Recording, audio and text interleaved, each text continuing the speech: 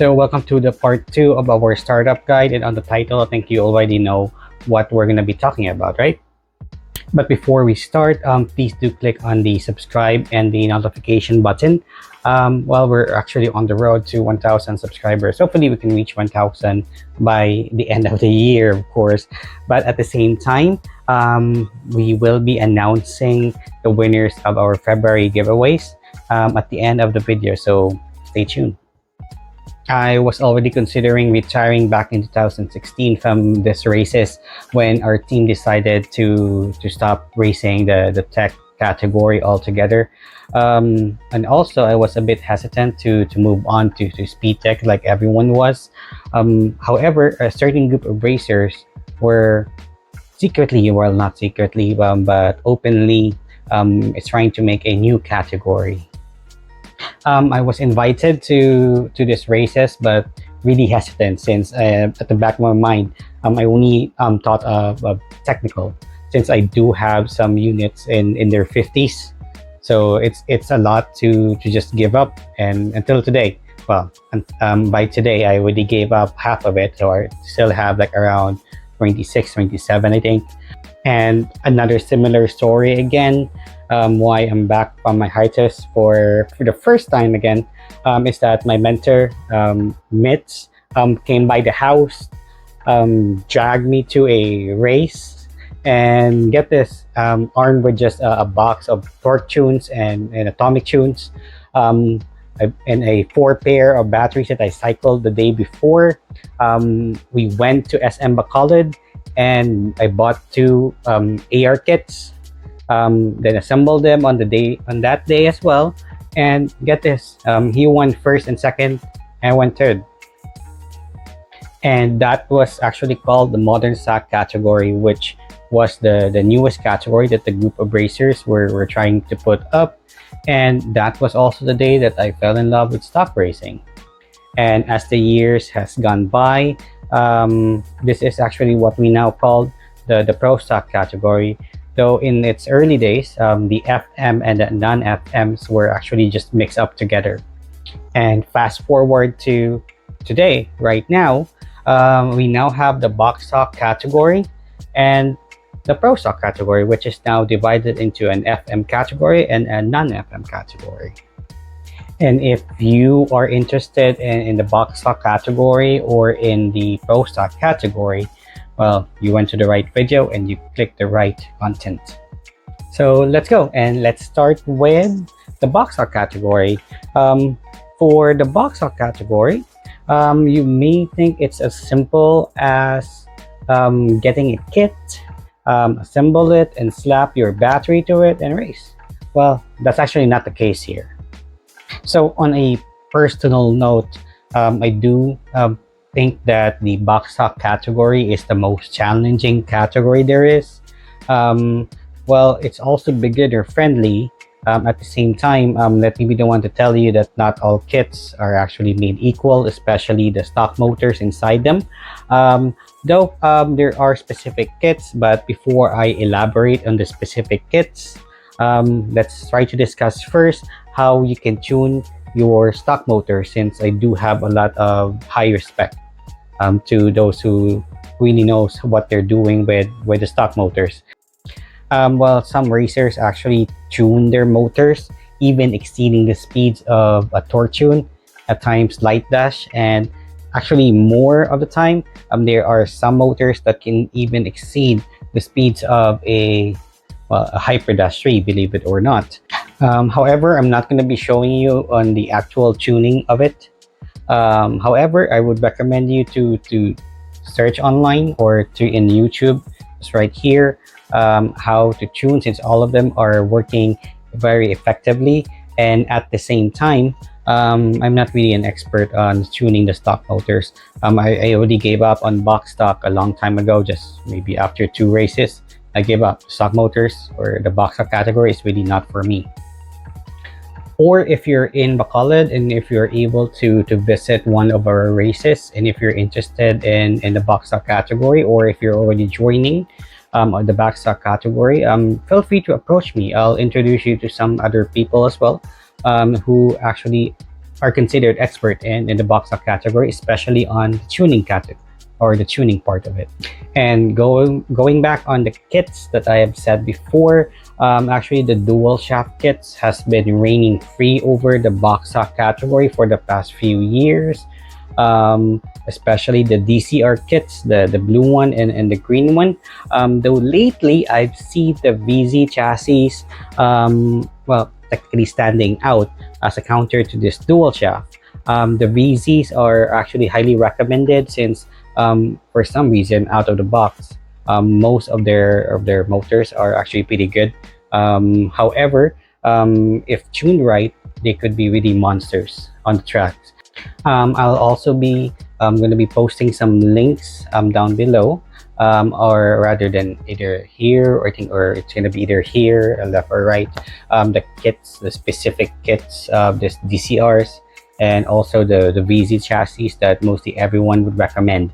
Also, just this all what I have said for the backstock categories is actually not coming from me. It's actually coming from the actual box stock racers, and just based on observation, these are all the kits that are out there that are dominating the box stock category. Also, that's actually the basic for our box stock, since it's nearly as simple as getting a good kit, tuning the motor right, and at the same time making sure that you have good batteries. And the most recommended battery for the box stock racing is actually the Fujitsu ones. The Fujitsus are truly perfect for the box stock category since they have more kick compared to the envelopes. So now on to our next category, which is the pro stock category. But before we do that, if I have missed anything on the back stock category, please feel free to inform me on the comments below, so that I could elaborate on it as well. And at the same time, if you recommend any content videos for the box stock category that we can discuss, feel free to comment as well. Onto our pro stock category then. The pro stock category, the best thing about it, it's like every kit, every chassis can be as competitive as the ones commonly used. But to be frank, the FM chassis here dominates this certain category, since in every aspect, the FM chassis, even compared to the FMA, it's really much more stable and it's as light as it can be. And at the same time, that's actually the reason why it has its own category, the FM category in the pro stock. Also, that the pro stock category is very inexpensive. You can actually assemble a good build for as low as 800 pesos. Believe me, I computed it, but that does not include the motor, of course. And at the same time, it doesn't include the battery. So if you put that all in together, you would be looking at 1,000 pesos to 1,200 pesos. As previously mentioned, the FM chassis has its own category since it really dominated this category, and there were actually no kits available anymore. So anyways, the next chassis to dominate here is actually the AR chassis, or I don't want to quite say it's dominating, since it's actually just the most commonly used, and it's followed by the Super 2. However, just to elaborate on it, when everything was all mixed together, I was actually using the AR chassis to join up during the mixed category, and I was winning against the FMs. So the AR chassis is pretty good, but at the same time, it's just really expensive. Have you seen the prices? Wow, it's expensive. Before, I just bought an AR chassis at 90 pesos. Just imagine, currently it's 350. So, and at the same time, the maintenance of it's pretty high. It eats up the pink gears or the pink counter gears like it was nothing.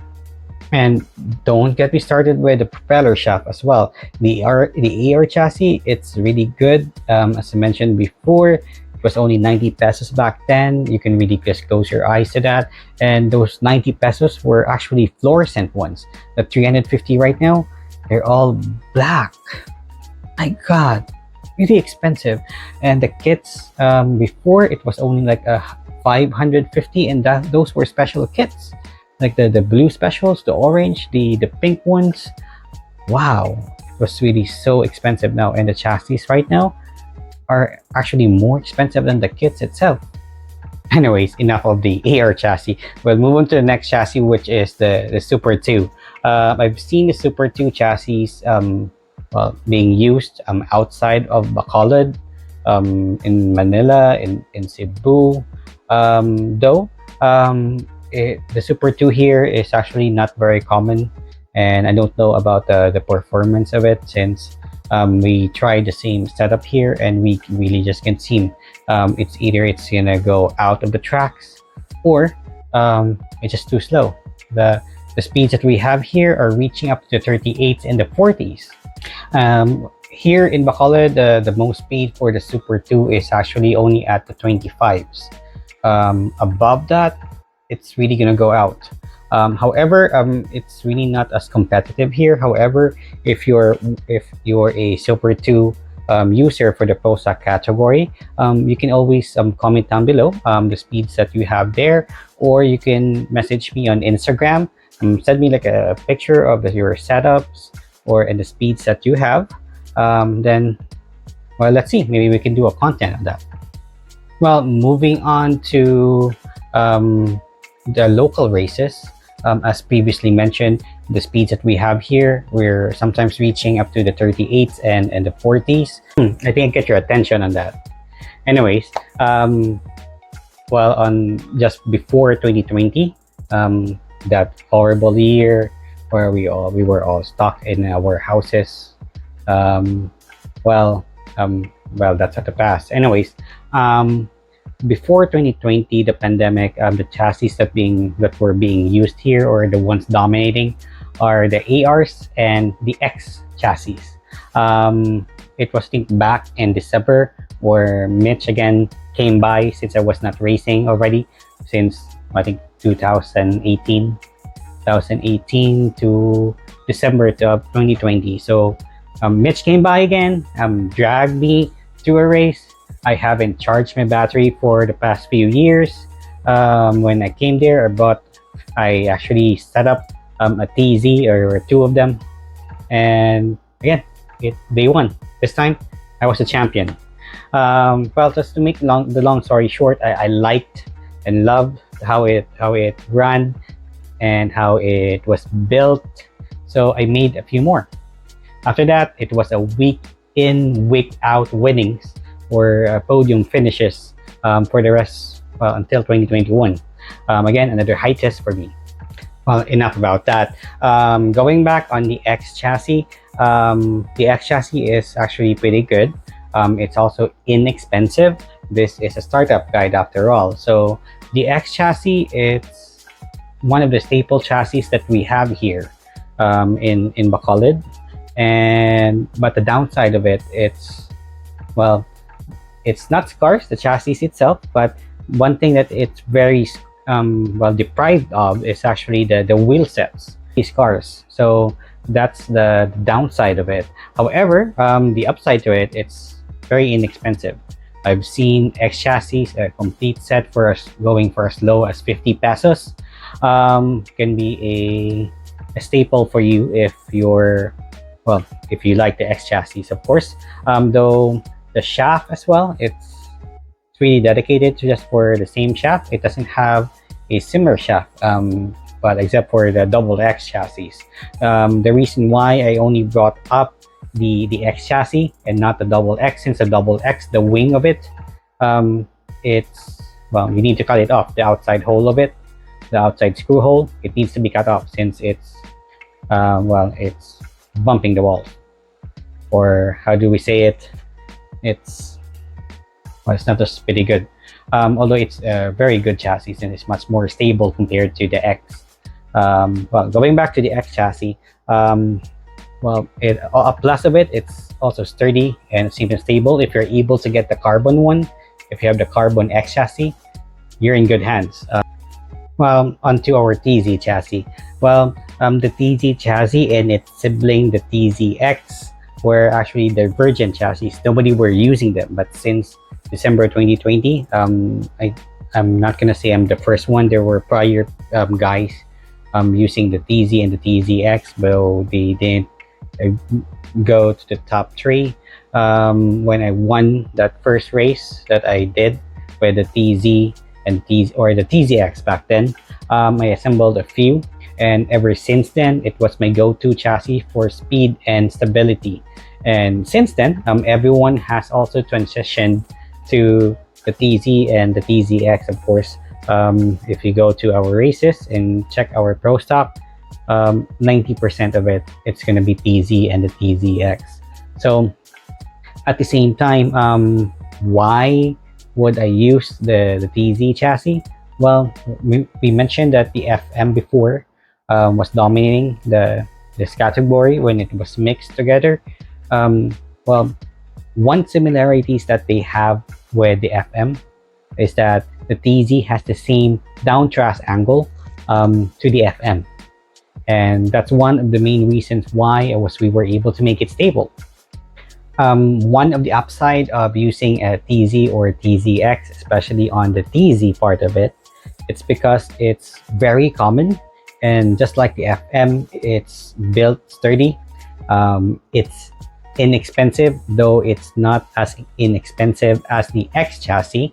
However, it's really easy to replace, and it's very common, and it's also easy on the pocket since it does not break easily, and the maintenance of it, it's very low. The upkeep of it, it's low. Compare it to the X chassis. The X chassis has a lower upkeep to it, so the maintenance, it's nearly maintenance free.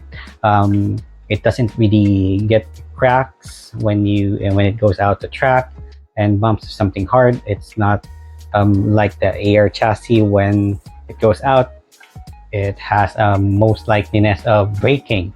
The TZX is actually much more preferred, since if you I'll show a bit I'll show a clip here that it has like a stopper for the motor cover of it, and compared to the TZ. One of the downside of it, if you compare the TZ and the TZX, is that the TZ itself doesn't have a stopper for that, and the TZX has a remedy for that. Though for the TZ, it's way more lighter compared to the TZX. But for me, what I would recommend on the two, on a personal note, would be the TZX. But the TZ is still as good as the TZX. But the problem with the TZX right now, it's not that very common. There's only a few kits, nearly to none, that really makes it, since Tamiya already stopped production for their, like, it was like the 25th or the 30th anniversary TZX chassis. Well, I did mention it's inexpensive. Currently, the TZ chassis are going for, well, I think the most expensive one I've seen is it's going for 150 pesos. That's already a tail included to it. And at the same time, so far for a week in and week out, winners since January are all TZ chassis. I think the next chassis that could actually compete to the TZs that we have, the X and the double X, is actually the VS chassis. The VS chassis, it's actually more inexpensive compared to the X chassis, but one of the downside of the VS chassis is that, well, it breaks easily. Just it goes out from the track. It's actually not the probability of like the AR chassis of breaking. It has a higher probability that it will definitely break. That's one of the downside of using a VS chassis. So the upside of the VS is that it's very inexpensive, as I said before. So if you're the type of person that likes to build your units, the VS would be perfect for you, since well, if it goes out the track, it's a guarantee that you will be rebuilding it to a newer chassis. Replacing it, it's going to be quite easy, since again, it's very inexpensive. The VS could go for even lower than the 50 peso mark of the X chassis, and most of it comes with a tail. The tail that we're using here, it's actually the tail of the VS for my TZX. However, the most common tail is actually being used here is the Super FM tail. So going to the build of the ProStock, what we do here here locally is that we this is actually applicable, by the way, to every chassis that you could go to ProStock. However, what we do here is that up front we either put a double plastic roller or a 13 or a 16 millimeter roller with an O-ring, and down on the tail part of it we put a DPR on the outer hole. Then we also put just below the tail another 16 mm on the second hole, on, well, the inner second hole of it. We mostly use the Indo build since it has more stability rather than compared to the Super 2 build. And yes, this is somewhat of a controversy, and yes, we know that this build is actually not allowed on the races or certain races in Luzon, though this has been accepted here in the Visayas area, which includes Cebu and Dumaguete.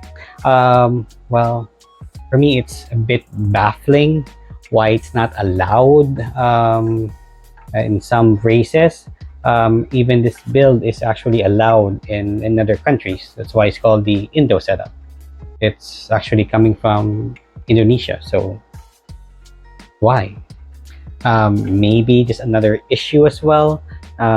It's because that we're actually using the eyelet up front with our 13 mm, because here we actually value the word sustainability. That's why we actually moved to the TZ and the TZX and the X and the double X chassis. This has been accepted, and we have similar feelings with others, like in Cebu. They told us that it's really much more sustainable. This is actually coming from the ProStock racers that they have. Well, currently, just recently, actually in Dumaguete as well. However, we do put the eyelet up front, but we make sure, based on our house rules, that the eyelet, like the one, the protruding side of it, should be placed upwards, so that down below you will only have the flat end of it and the washer between the rollers and the chassis. Well, why the eyelet is actually sustainable? It's because you can actually put in a shorter screw in between your rollers, and at the same time you will be able to keep the natural downtrust of it, and at the same time it will go out the track. Well, there's not going to be a big crack, or almost no cracks at all to your screw holes. Yeah, I really feel weird saying that. Anyways, this has been confirmed that it's also been accepted by our partners here in the Visayas area. Well, that's the basic part of your ProStock category, especially the build of it and the startup build. However, we'll go deeper on the ProStock category, especially the setups, on the next video, including the motors, since as I said, it's going to be any chassis that you can use, and at the same time, well, I could also say any motors that you can use. Well, there's a secret as well, since well, it's actually not a secret anymore, since there was a time that we were also using Ultra Dashes onto our ProStock. Well, if you want to know more, then please do ding the subscribe button and the notification button as well, so that you would be the first one to know if we have a new video out. Hopefully we can upload the video next week, hopefully, since I do have a day job, of course. I am a realtor, so if you're looking for a house or a condo anywhere in the country, well, do message me up as well, or you can make good deals out of it. And also, if you're looking for any commercial lots here in Bacolod, hey, let me know. maybe we could benefit on it both. And for our monthly giveaway, even though we were unable to reach our goal of 200 subscribers, these three lucky winners, I think it's going to be anywhere here on the screen or up here, you would still be receiving an X chassis each. If I know you on Facebook, I'll message you up. For those winners from Instagram, I'll message you from Instagram as well. And if you're a winner, and if I don't know you personally, especially if you're located outside of Bacolod, please do add me up if you're watching and if you're a true subscriber. Please add me up, message me on Facebook. I'll give you 30 days to claim your prize. We can talk there. If you're not from Bacolod, just message me on Facebook. Same name here on the channel. So anyways, congratulations and cheers.